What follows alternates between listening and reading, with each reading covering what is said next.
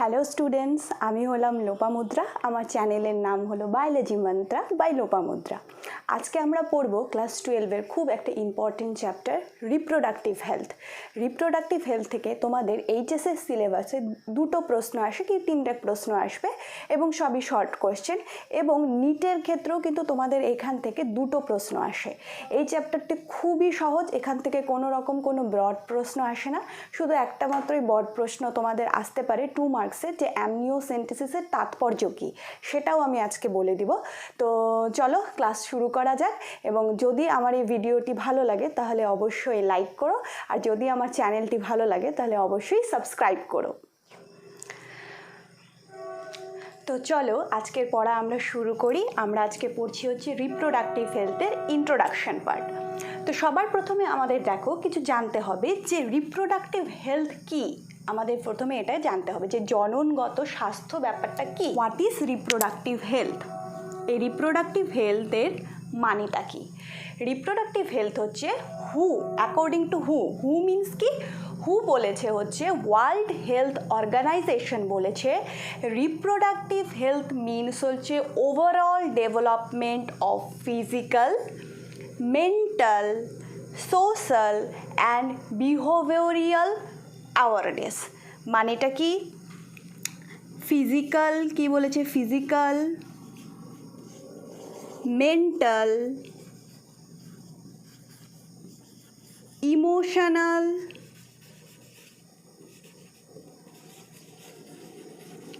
Social, behavioural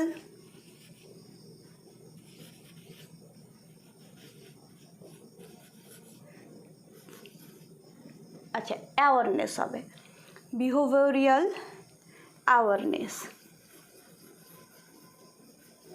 এই কথাটির মানেটা কি? মানেটা হচ্ছে যে জননগত স্বাস্থ্য সম্পর্কে যখন আমরা জানব, তার আমাদের ফিজিক্যাল স্টেটের কথা। ফিজিক্যাল স্টেট মানে হচ্ছে কি, যে যেরকম ধরো একটি কম বয়সী মেয়ের যে 15-16 বছর বয়স, তার আমি বিয়ে দিয়ে দিলাম, সে কি হলো, সে ধরো 16 বছর বয়সী, সে মা পরিণত, মানে প্রেগনেন্ট হয়ে গেল, তাহলে কি এটা তার স্বাস্থ্যের জন্য ঠিক হবে? সে তার বডি তো এখনও ফুললি ডেভেলপডই হয়নি, তাহলে কি সে মা হওয়ার জন্য তৈরি হয়ে গেছে? একদমই না।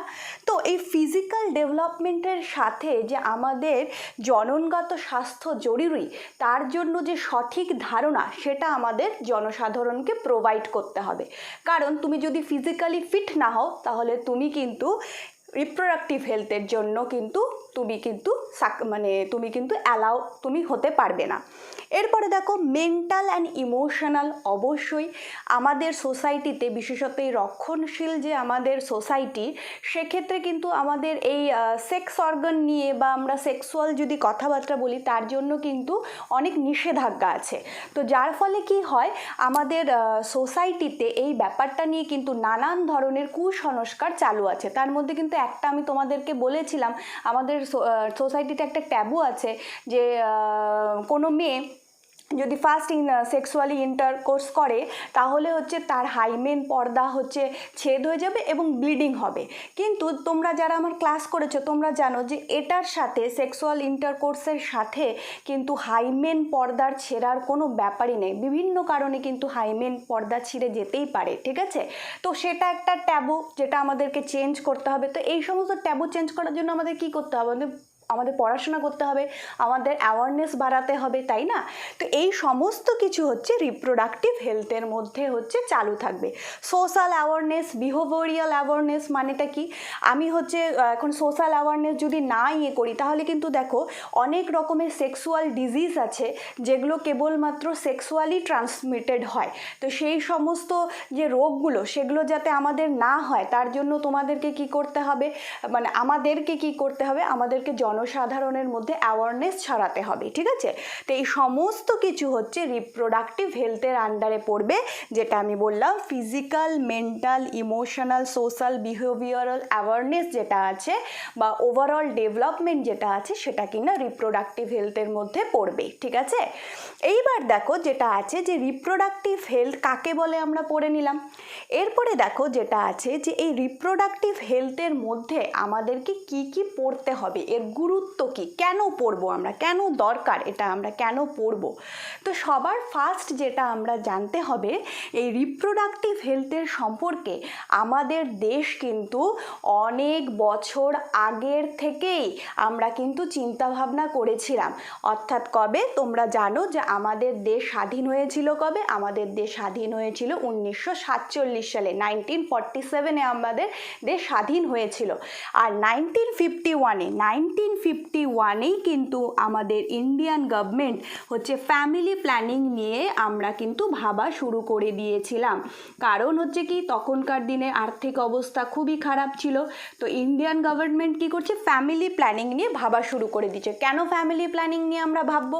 কারণ আমরা একটা কথা তোমরা এখন ছোটোবেলার থেকেই শুনে এসেছো যে ছোট পরিবার সুখী পরিবার, এই কথাটা আমরা শুনে এসেছি। কিন্তু তখন এই ব্যাপারটা ছিল না। তখন কিন্তু একজন মায়ের প্রায় 10টা-12টা করে বেবি ছিল, ঠিক আছে?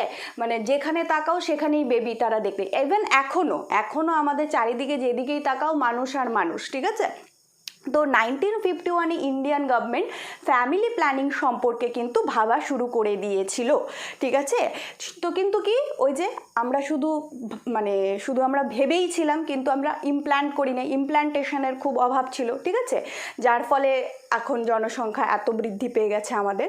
তো 1951-এ ফ্যামিলি প্ল্যানিং নিয়ে ইন্ডিয়ান গভর্নমেন্ট আমরা হচ্ছে ভাবা শুরু করে দিয়েছিল, কিন্তু আমরা কার্যকরী কিছু করতে পারিনি। কিন্তু এই ফ্যামিলি প্ল্যানিংটাই বর্তমানকালে আরেকটা স্কিম হিসাবে চারিদিকে খুব পরিচিত। সেটার নাম কি?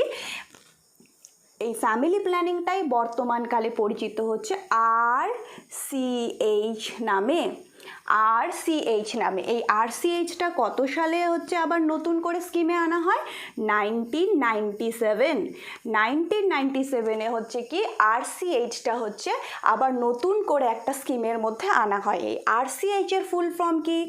RCH-এর ফুল ফর্ম হলো রিপ্রোডাক্টিভ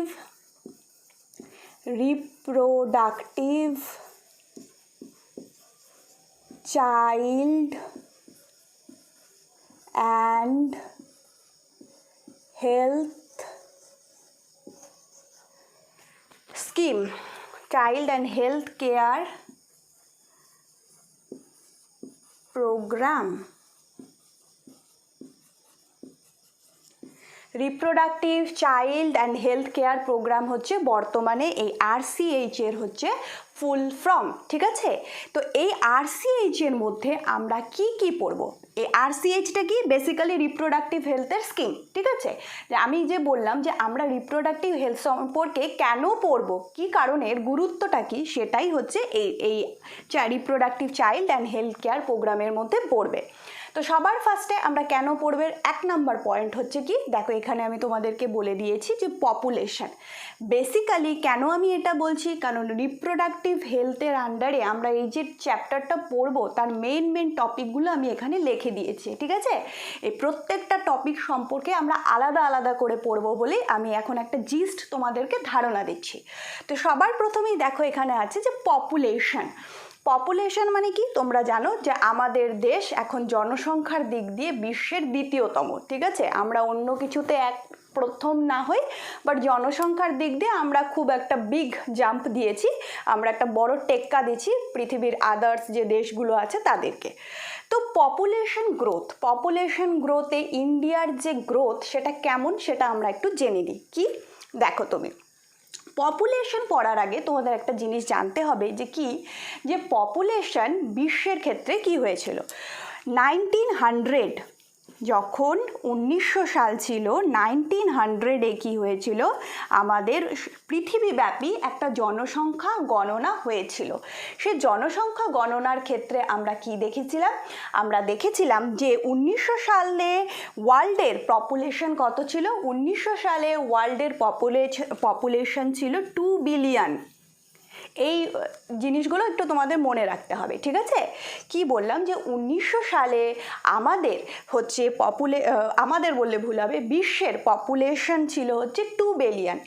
এরপর 1900 সালের পরে আবার 2000 সালে যখন গণনা করা হয় তখন দেখা যায় ওয়ার্ল্ডের জনসংখ্যা হয়েছে, বিশ্বের জনসংখ্যা হয়েছে 6 বিলিয়ন। ভাবো, ঠিক আছে, মানে প্রায় 3 গুণ বৃদ্ধি পেয়ে গেছে। এরপরে দেখ যখন 2011 সালে আবার জনগণনা করা হয় তখন দেখা যায় যে বিশ্বের জনসংখ্যা ছিল হচ্ছে 7.2 বিলিয়ন। তার মানে দিনে দিনে জনসংখ্যা শুধু বেড়েই যাচ্ছে। কেন বেড়ে যাচ্ছে পরে আমি বলছি আবার। এরপরে দেখো কি বলেছে যে এটা গেল বিশ্বের, ওয়ার্ল্ডের, এটা কিন্তু ওয়ার্ল্ডের আমি হচ্ছে তোমাদের একটা ডেটা দিলাম, ঠিক আছে। এইবার যে ডেটাটা আমাদের পড়তে হবে সেটা হচ্ছে কি ইন্ডিয়ার ডেটা। তাহলে ইন্ডিয়াতে কি হয়েছিল, সবার ফার্স্ট আমরা দেখব যে ইন্ডিয়াতে কি হয়েছিল।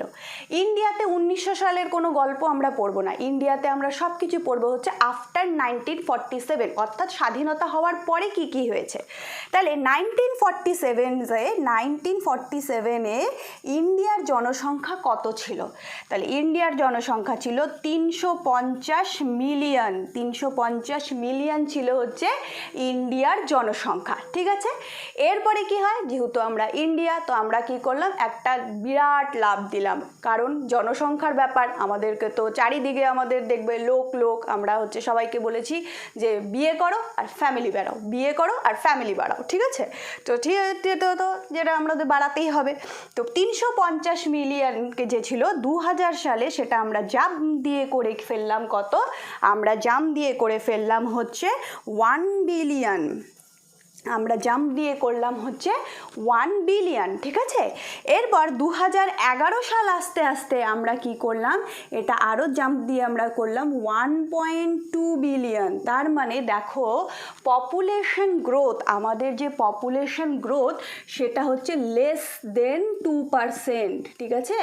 আমাদের যে পপুলেশন গ্রোথ আছে সেটা হচ্ছে লেস দেন 2%, যেটা হওয়া একদমই উচিত নয়। এটা আমাদের ক্ষেত্রে খুবই ড্রব্যাক। এত জনসংখ্যা কোনো দেশের জন্য ভালো নয়, কারণ যত জনসংখ্যা বাড়বে তত কি হবে, আমাদের জন্যই খারাপ। কারণ এতে কি হবে, আমাদের খাদ্যের অভাব দেখা যাবে, বাসস্থানের অভাব দেখা যাবে, তত পরিমাণ দেখবে চুরি ছিনতাই বাড়বে। কারণ যদি খাওয়ার না থাকে, খিদের পেটে সবাই তো চুরি ছিনতাই করতেই পারে। তো জনসংখ্যা বৃদ্ধি হওয়া কখনোই দেশের জন্য ভালো নয়। তো সের জন্য কি করতে হবে, আমাদেরকে ফার্স্টে জানতে হবে যে কেন হঠাৎ করে এই জনসংখ্যা এরকম বৃদ্ধি পেয়ে গেল, ঠিক আছে। তো আমরা এখন পড়বো যে কেন জনসংখ্যা বৃদ্ধি পেল। এখন আমরা যেটা পড়বো সেটা হচ্ছে কি, যে পপুলেশন কেন আমাদের দেশে দিন দিন বেড়ে যাচ্ছে। তো সবার ফার্স্ট যেটা আমাদের জানতে হবে সেটা হচ্ছে কি, যে বর্তমানে আমাদের যে মৃত্যু হার অর্থাৎ ডেথ রেট যেটা আছে সেটা কিন্তু কমে গেছে। আগে অনেক বেশি হচ্ছে লোকজন মারা যেত, কারণ আমাদের যে মেডিকেল টিম সেটা বেশি উন্নত ছিল না। কিন্তু এখন কিন্তু আমাদের মেডিকেল টিম যথেষ্ট উন্নত, তাই না? তো সেই কারণে কিন্তু কি হয়েছে, যে আমাদের জনসংখ্যা দিনে দিনে বাড়ছে। আগে কি হতো, যে ম্যাটারনিটি রেট যেটা আছে, অর্থাৎ যখন হচ্ছে বেবি ডেলিভার হতো, অনেক মারা কিন্তু তখন মারা যেত, ঠিক আছে। কারণ বেশিরভাগের ক্ষেত্রেই বাড়িতেই বেবি ডেলিভার হতো, হসপিটাল ছিল না, হসপিটালে নিয়ে যাওয়া হতো না, অনেক রকম ভয় পেত তারা। কিন্তু বর্তমানে কিন্তু গ্রামে গঞ্জে সব জায়গায় হসপিটাল খুলে গেছে, সেখানে স্বাস্থ্য পরিষেবা খুব ভালো। তো বেশিরভাগ ক্ষেত্রেই কি হয়, প্রেগনেন্ট মহিলাদের ডেলিভারি কিন্তু হসপিটালে হয়। সেক্ষেত্রে কি হচ্ছে, যে যে সমস্ত মারা আগে শিশুর জন্ম দিতে গিয়ে মারা যেত, তারা কিন্তু এখন বেশ ভালোভাবেই তাদের বেবি ডেলিভার করতে পারছে। 3 নম্বর কি আছে, ইনফ্যান্ট যে আছে, অর্থাৎ শিশু মৃত্যুর হারটাও কিন্তু ইন্ডিয়াতে বর্তমানে খুবই কমে গেছে, ঠিক আছে। কারণ কি, ওই একই বললাম যে আমাদের বর্তমান যে স্বাস্থ্য পরিষেবা সেটা কিন্তু খুবই ভালো। বিভিন্ন ধরনের টিকাকরণ পদ্ধতি চলে এসেছে শিশুদের জন্য, তোমরা এগুলো জানো যে এখন বিভিন্ন রকমের টিকাকরণ প্রক্রিয়া চলে, যার ফলে কি হচ্ছে, যে শিশু মৃত্যুর হার যেটা আছে সেটাও কিন্তু কমে গেছে। তো এই সমস্ত কারণগুলো তো আছেই আমাদের জনসংখ্যা বৃদ্ধির জন্য, ঠিক আছে। এছাড়াও কি আছে, মানুষের কিন্তু কিছু অজ্ঞতা আছে, অর্থাৎ হচ্ছে কি, যে ডিউরিং সেক্সুয়াল ইন্টারকোর্স তারা হয়তো ভুলবশতই কি হচ্ছে, প্রেগনেন্ট হয়ে যাচ্ছে। এই কারণেও কিন্তু কি হচ্ছে, জনসংখ্যা বৃদ্ধি হচ্ছে। তো এই চ্যাপ্টার্সের মধ্যে আমরা পড়ব যে ডিউরিং সেক্সুয়াল ইন্টারকোর্স হবে, কিন্তু উমেন্স কিন্তু প্রেগনেন্ট হবে না, ঠিক আছে। কারণ সে চায় না আমি প্রেগনেন্ট হব, তো সে কি করবে, সেক্সুয়াল ইন্টারকোর্স করবে দুজনেই, ছেলে মেয়ে বোথ হচ্ছে সেক্সুয়াল ইন্টারকোর্স করতে পারে, কিন্তু তাদের হচ্ছে বেবি হবে না। তো সেক্ষেত্রে কি হবে, যে মেথডসগুলো আমরা জানবো সেই মেথডসগুলোকে আমরা বলবো হচ্ছে কন্ট্রাসেপটিভ মেথডস। অর্থাৎ কি, যে আমরা হচ্ছে সেক্সুয়ালি অ্যাক্টিভ থাকবো বাট আমাদের হচ্ছে কি বেবি হওয়ার কোনো চান্সেস নেই, সেই পদ্ধতিটাকে বলবো হচ্ছে কন্ট্রাসেপটিভ মেথড। এই মেথডসের ওপরে আমি এরপরে আরেকটা ভিন্ন ক্লাস নেব, ঠিক আছে। কন্ট্রাসেপটিভ মেথড এগুলো কিন্তু সব রিপ্রোডাক্টিভ হেলথের আন্ডারে পড়বে, ওকে। কন্ট্রাসেপটিভ মেথডের পর আমরা যেটা পড়বো সেটা হচ্ছে কি এমটিপি, মিনস কি মেডিকেল টার্মিনেশন অফ প্রেগনেন্সি। এটা মানে কি, ধরো ডিউরিং তুমি হচ্ছে হয়তো কন্ট্রাসেপটিভ মেথড ইউজ করেছো, কিন্তু তবুও হচ্ছে কি হয়েছে যে ওমেন্স বিকাম প্রেগনেন্ট।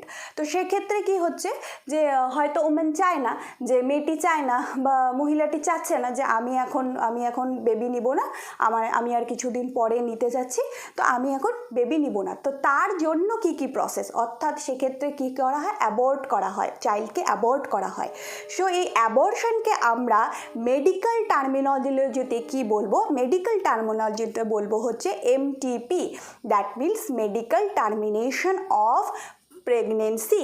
অনেক সময় কি হয় তোমরা জানো, সেক্সুয়ালি অ্যাসল্ট বা যদি রেপ কেস হয়, তাহলে রেপ ভিকটিম থাকে, সে কি হয় যে রেপ হওয়ার ফলে হয়তো সে প্রেগনেন্ট হয়ে যায়। তো সেক্ষেত্রে কি সেই মেয়েটি বা মহিলাটি চায় না যে আমি এই বেবিটাকে রাখতে, তো সেক্ষেত্রে কি হয়, অ্যাবর্শন করা হয়।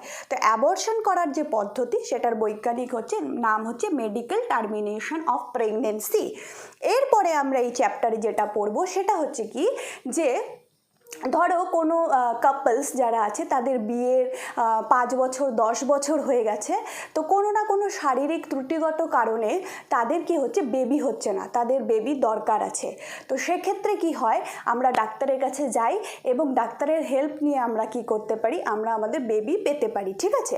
সেই ডাক্তারি হেল্পসগুলোকে আমরা কি বলবো, আর্ট ফুল ফর্ম কি, অ্যাসিস্টেড রিপ্রোডাক্টিভ টেকনোলজিস। মানে কি অ্যাসিস্টেড রিপ্রোডাক্টিভ টেকনোলজিস মানে কি, তোমরা এখন একটা ওয়ার্ড খুব ভালো করে হয়তো শুনেছো, টেস্ট টিউব বেবি। তো এই টেস্ট টিউব বেবিটা কিভাবে হয়, আমরা পড়েছি টেস্ট টিউব বেবিকে বলা হয় আইভিএফ, ইন ভিট্রো ফার্টিলাইজেশন। অর্থাৎ ল্যাবরেটরিতে টেস্ট টিউবের মধ্যে আমরা কি করি, স্পার্ম নেই, ওভাম কালেক্ট করি এবং ফার্টিলাইজ করে দিই, তাই না। এটাকে আমরা বলি হচ্ছে ইন ভিট্রো ফার্টিলাইজেশন। তো এরকমই কিছু টেকনিক্স আছে যেগুলোর নাম হচ্ছে আর্ট, সেই টেকনোলজিগুলো সম্পর্কে আমরা আরেকটা ভিন্ন ক্লাসে পড়ব। এবং এগুলো সব কিছু বাদ দিয়ে আমরা যেটা পড়েছিলাম প্রথমেই, যে আমাদের মাথায় রাখতে হবে যে have a save sex life. আমরা কি করব, আমাদের যে ডিউরিং আমাদের যে সেক্সুয়াল লাইফে আমাদেরকে সেফ থাকতে হবে, আমাদেরকে সুস্থ থাকতে হবে। তো সুস্থ থাকার জন্য আমাদেরকে কি করতে হবে, আমাদেরকে অ্যাওয়ারনেস ফেলা। একটা আছে সেক্সুয়ালি ট্রান্সমিটেড ডিজিজ, যেটার ফুল ফর্ম হচ্ছে এসটিডি। তো এসটিডি কি, এসটিডি হচ্ছে কিছু কিছু রোগ আছে যেরকম সিফিলিস, গনোরিয়া, তারপরে এইচআইভি, হেপাটাইটিস বি, এই সমস্ত যে রোগগুলো আছে সেগুলো কিন্তু সেক্সুয়ালি ইন্টারকোর্স করার ফলে চারিদিকে ছড়িয়ে পড়ে, ঠিক আছে। মানে কি একাধিক যৌন সঙ্গী যদি হয় এবং বিভিন্ন জায়গায় বা বিভিন্ন স্থানে গিয়ে যদি যদি প্রোটেকশন ইউজ না করা হয়, তাহলে সেক্ষেত্রে কিন্তু এই সমস্ত রোগগুলো ছড়িয়ে পড়ে। তো এগুলোরও আমরা একটা আলাদা ক্লাস করব, যে এই সমস্ত রোগের নাম কি, কিভাবে ছড়ায়, কিভাবে এটাকে আমাদের কন্ট্রোল করতে হয়, তো সেগুলো নিয়েও আমরা একটা অন্য ক্লাসে পড়াশোনা করব। তো আজকে যেহেতু ইন্ট্রোডাক্টরি পার্টে, ইন্ট্রোডাক্টরি পার্টে আমি একটা তোমাদের খুব ইম্পর্টেন্ট একটা টপিক বলবো, যেটা হচ্ছে অ্যামনিওসেন্টেসিস। তো অ্যামনিওসেন্টেসিস এই প্রসিডিওরটা সম্পর্কে আমাদের জানতে হবে। তো এই প্রসিডিওরটা কি, এই প্রসিডিওরটা হলো যে ডিউরিং প্রেগনেন্সি যখন একটি বেবি মাদার্স উম্বে থাকে, এটা ধরলাম আমরা মাদার উমসের মধ্যে কি আছে, আমার বেবি আছে।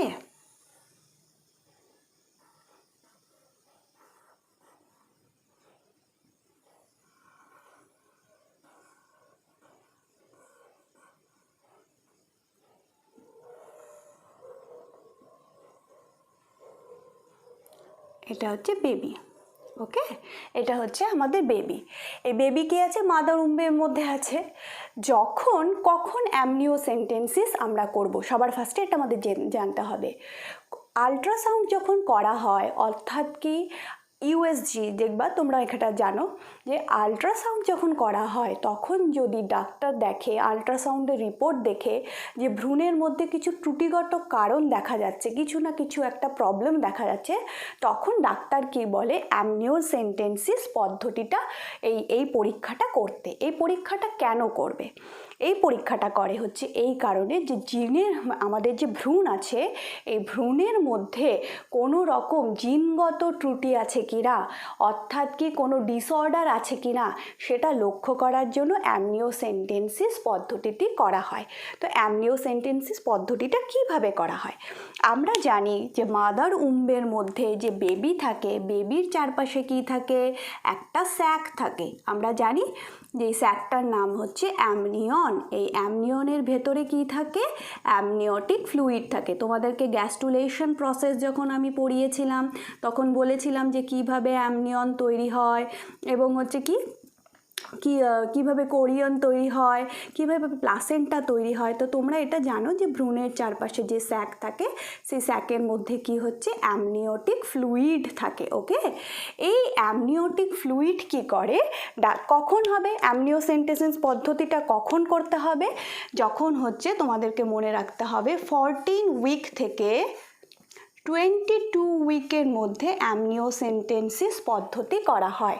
14 উইক থেকে 22 উইকের মধ্যে অ্যামনিওসেন্টেন্সিস পদ্ধতিটি করা হয়। এই ডেটাটা কিন্তু তোমাদের মনে রাখতে হবে। কেন করব? ওই যে বললাম, জেনেটিক ডিসঅর্ডার আছে কি না ভ্রূণের, সেটা। তো সেক্ষেত্রে কি করা হয়, একটা নিডল নিয়ে ডাক্তাররা কি করে, একটা নিডল নিয়ে, অর্থাৎ একটা ইনজেকশন থাকবে, সেই নিডলস দিয়ে কি করবে, এই নিডলটা, এটা ধরো এই নিডল দিয়ে কি করবে, এই অ্যামনিওটিক ফ্লুইড কিছুটা নিয়ে নিবে। এবং এই অ্যামনিওটিক ফ্লুইড কেন অ্যামনিওটিক ফ্লুইড নিবে কেন, কারণ এই যে অ্যামনিওটিক ফ্লুইডের মধ্যে ভ্রূণের কিছু রেচন পদার্থ থাকে, ইউরিন থাকে, এরকম থাকে। তো অটোমেটিকলি সেখানে ভ্রূণের কিছু সেল পাবো। তো এই অ্যামনিওটিক ফ্লুইডটা নিয়ে নেয় এবং নিয়ে কি করে, সেন্ট্রিফিউজ যে যন্ত্র আছে, সেই সেন্ট্রিফিউজ যন্ত্রের মধ্যে একে প্রচুর পরিমাণে ঘোরায়। ঠিক আছে, ঘোরানোর ফলে কি হয়, যে কোষগুলো আছে সেগুলো থিতিয়ে পড়ে। তারপরে সেই কোষগুলো নিয়ে অ্যানালাইসিস করে তার ক্রোমোজোম ম্যাপ তৈরি করা হয়। এবং তোমরা জানো, ক্রোমোজোম ম্যাপ যদি আমরা তৈরি করি তাহলে কিন্তু আমরা বুঝতে পারবো যে ভ্রূণের কোন কোন জায়গায় বা কোন নাম্বার ক্রোমোজোমে ডিসঅর্ডার আছে। ঠিক আছে, তো এই পদ্ধতিটা এইভাবে করা হয়। এবার কোন কোন রোগ এই পদ্ধতির মাধ্যমে ধরা হয়, তো অ্যামনিওসেন্টেসিসে কি হয়, কোন কোন রোগগুলো ধরা হয়। সবার ফার্স্টে আমরা যেগুলো পড়বো সেগুলো হচ্ছে কি, যে জেনেটিক অর্থাৎ ক্রোমোজোমাল কিছু ডিসঅর্ডার আছে, ক্রোমোজোমাল কিছু ডিসঅর্ডার আছে, যেগুলো কিনা অ্যামনিওসেন্টেন্সিস পদ্ধতির মাধ্যমে ধরা যায়। তো ক্রোমোজোমাল ডিসঅর্ডারগুলো কি কি, সবার ফার্স্টে যেটার আমরা নাম পড়ব সেটা হচ্ছে কি, ডাউন সিনড্রোম। যেটা হচ্ছে কি, ডাউন সিনড্রোম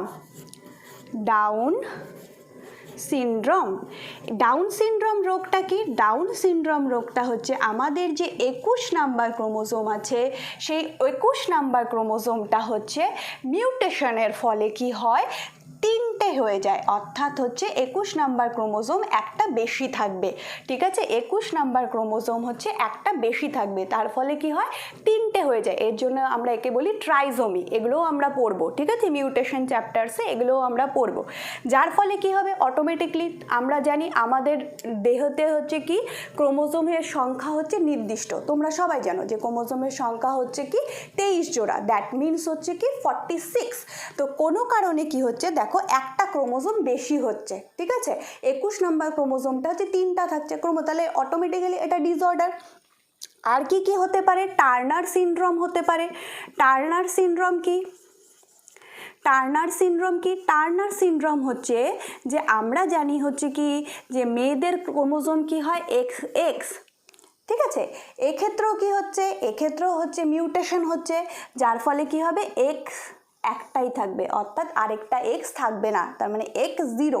তো কোনো কারণে যদি এক্স 0 হয় তাহলে তুমি বুঝতেই পারছো তার মধ্যেও জেনেটিক্যাল ডিসঅর্ডার দেখা যাবে, ঠিক আছে। এছাড়াও আছে ক্লাইনফিল্টার সিনড্রোম দেখা যায়, এছাড়াও আছে এডওয়ার্ড সিনড্রোম দেখা যায়, ঠিক আছে। তো এই রকম সিনড্রোমসগুলো যেগুলো আছে সেগুলো এই ক্রোমোজোমাল ডিসঅর্ডারের মধ্যে পড়ে, এবং এই জিনিসগুলো একমাত্র ধরার উপায় হচ্ছে যদি আমি অ্যামনিওসেন্টেন্সিস পদ্ধতি করি এই ডিসঅর্ডারগুলো ধরার জন্য। এছাড়াও হচ্ছে আমরা কি করতে পারি, আমরা কিছু মেন্ডেলিয়ান ডিসঅর্ডার পেতে পারি। তো মেন্ডেলিয়ান ডিসঅর্ডার কি আমরা আগে একটু দেখে নিই। মেন্ডেলিয়ান ডিসঅর্ডার, ওকে, মেন্ডেলিয়ান ডিসঅর্ডার। তো মেন্ডেলিয়ান ডিসঅর্ডার কি? মেন্ডেলিয়ান ডিসঅর্ডার হচ্ছে আমরা ধরতে পারি সেগুলো হচ্ছে কি, 1 নাম্বার হচ্ছে সিকল সেল অ্যানিমিয়া। এই রোগটা কি হয়? এই রোগের ক্ষেত্রে আমরা জানি যে আমাদের আরবিসি, দ্যাট মিনস লোহিত রক্তকণিকার মধ্যে হিমোগ্লোবিন থাকে। তো সিকল সেল অ্যানিমিয়ার ফলে কি হয় যে হিমোগ্লোবিনটা যে আছে সেটা কাস্তে আকৃতির হয়ে যায়, অর্থাৎ হিমোগ্লোবিনের যে শেপটা সেটা চেঞ্জ হয়ে যায়, যার ফলে কি বেশি পরিমাণে হচ্ছে তোমার অক্সিজেন সে প্রোভাইড করতে পারে না আমাদের বডিতে, যার ফলে কি হয় সিকল সেল অ্যানিমিয়া দেখা যায়, ঠিক আছে। এছাড়া আর কি দেখতে পারি, ফিনাইল কিটোনিউরিয়া রোগ আছে। ফিনাইল